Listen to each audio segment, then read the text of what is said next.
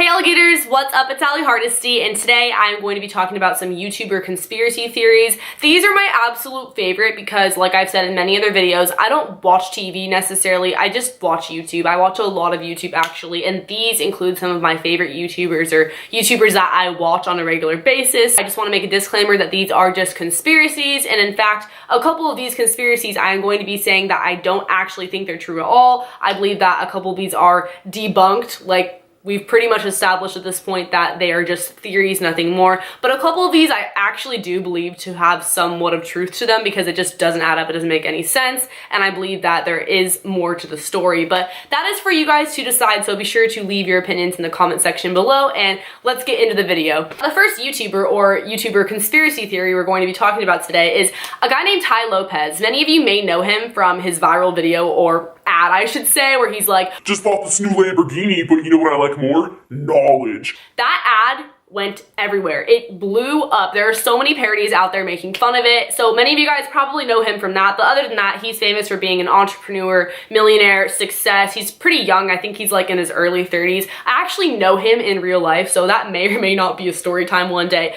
But back to the point, he blew up. A big reason for that being his ads. And the reason why his ads blew up so much, other than the fact that they're super cringy and like easy to make fun of, no hate to him at all, I just like, you have to admit they're hilarious, and he knows that and he markets off of it, is the fact that he bought $16 million worth of views in ad space, which means you are paying to have your ads on people's videos. That is where the conspiracy comes into play. Who in their right mind buys that much worth of ads? So he did that, which obviously attracted him a lot of subscribers, but the question is, what was his real motive for doing so? A lot of people say that that's because his 67-step program is a scam and he wanted to give it more credibility by giving his channel more views, especially with that ad on his channel. Again, I'm not saying that he did anything wrong by buying this much ad space. I'm just saying, who in their right mind does that? I get that you're a millionaire, but like $16 million, that is still a lot of money, even to a millionaire. Like, that's a lot of money.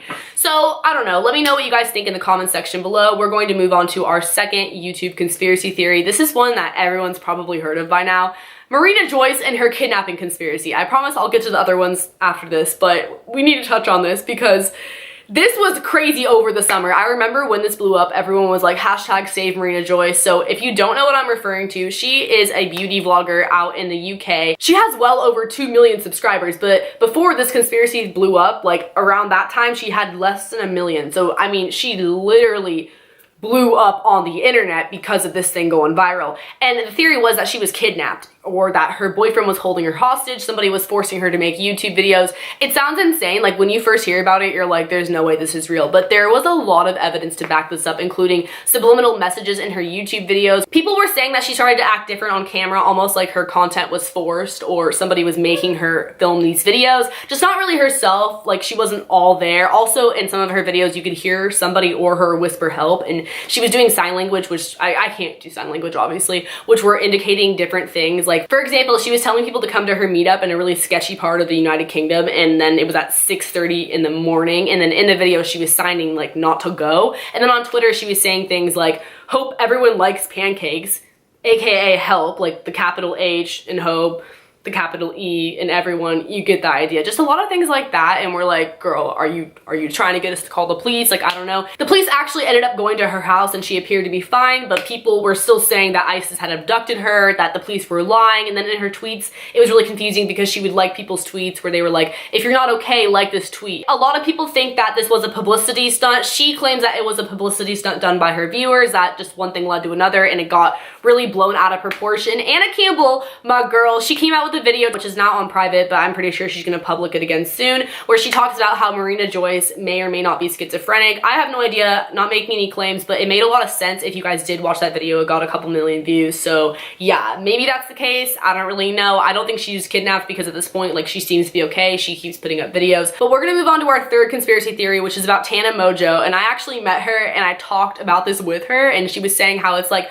one of the most searched things involving her name on Google, which is her lying about her age, her actually not being 18, her being 21, 23, whatever. I've heard about this for a while. I think by now it's sort of died down because she actually had to tweet her ID picture with her information blurred out, of course, so people would believe her that she wasn't lying about her age. And obviously you're thinking like, what would she gain out of lying about her age? Like, why does it matter if she's 18 or 21? I don't really know, but the fact is people say that if you have a younger audience, they're more active, like they're more likely to support you. You can relate better with like a younger audience if you are younger. Like on YouTube, if you're like 24, you're considered ancient, and that's just how it is. I don't know. People think that if you're younger, you can convince your parents to buy merch, to buy tour tickets, and you're just more active on fan pages and things like that. I do have a lot of younger viewers. I mean, I call you guys my alligators for Pete's sake. So I remember in the beginning, I was getting a lot more active on Instagram than like other YouTubers, so to speak, just because of that. So like, I kind of see how that would be a thing, you know, but like, I think her audience is like really widespread at this point. But anyways,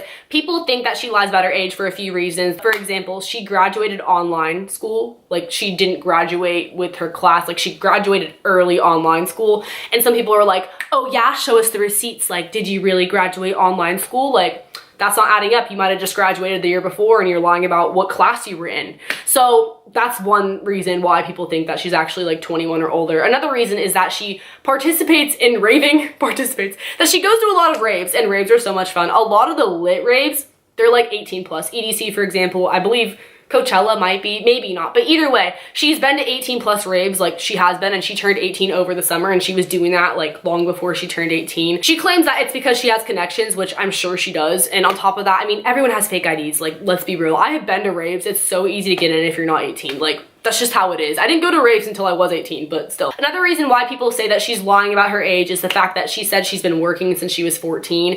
And she's cleared this up by now, saying that she had a work permit. That's why she did that. But people were saying like, oh, actually in the state of blah, blah, blah, you can't work until you're this age, or you can't work that many hours until you're this age. And just people trying to basically prove her wrong with the law, because it obviously isn't common for people to work that young. Like, I don't know, at least in America, I feel like people don't work until they're like 16-ish, unless it's like a family business or babysitting, things like that. But she was working at PacSun. So yeah, that's sort of debunking that theory that she actually is how old she says she is, which is 18 years old. We're gonna move on to our fourth conspiracy theory, which is about FouseyTube. I don't know if I just pronounced that right or not. FouseyTube, he's a prank channel on YouTube. He's really popular. He has like, I don't know, 9 million subscribers or something insane like that. But anyways, this happened early 2016. You guys probably know what I'm gonna talk about. And obviously this conspiracy has been debunked at this point, but there's like more to it I just wanna add. Many of you guys may remember when Rice Gum punched him in the face and that video went viral, and then he came out saying that it was a publicity stunt. He says that the motive behind him doing that, because they were in on it together, like they planned that whole thing out and they like were collabing together in a way to like do that, was because he wanted to make a statement saying drama channels are really negative. If there's any sort of drama on the internet, it gets all the views, it gets all the attention. He's saying how it's really negative and we shouldn't be doing that because a lot of it isn't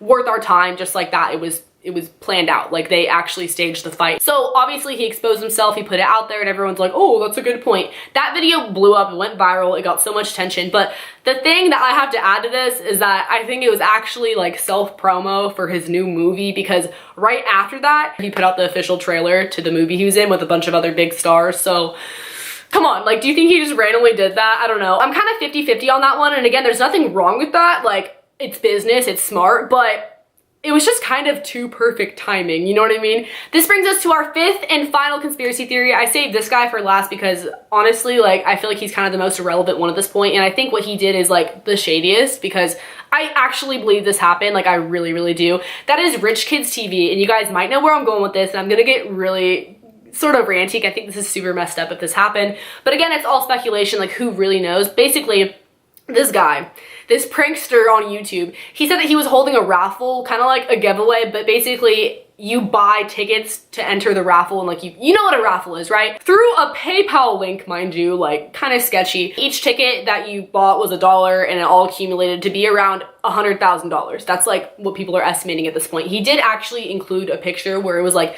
$62,000 or $63,000 at that point, and then the raffle went on for like another 11 days, and he was trying to reach $100,000, which he most likely did. After announcing the raffle, he later came out with a video saying that legally he had to give 10% to charity. So he was like, all right guys, we're gonna give 10% to charity, and then the 90% goes to the winner of the raffle. And he was saying that it was for like a Live Your Dream Foundation. He was really like about the charity. He didn't go into too much detail, so like, who really knows, right? Then he came out with another video saying that he was going to give 90% to charity and 10% to the winner of the raffle, which was never really publicly announced, by the way. Like, who actually won that money? I couldn't tell you. But then in that video, he refers to it as my Live Your Dream Foundation. Like, kind of switched it up there because it was going to him. Like, it was going to him. Again, this is all allegedly. I honestly don't know. I just really find this one to be really ironic how it adds up. So he switched the percentage from 10% to 90%. Then there was no known winner. And just to top it all off, he buys a brand new red Corvette.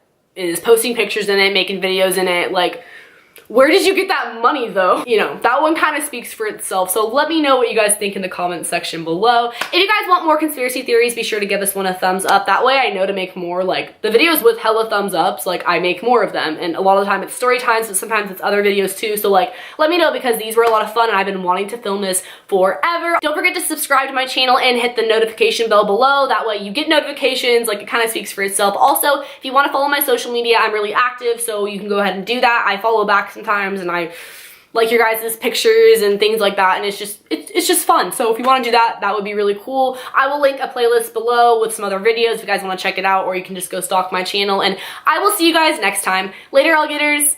Bye.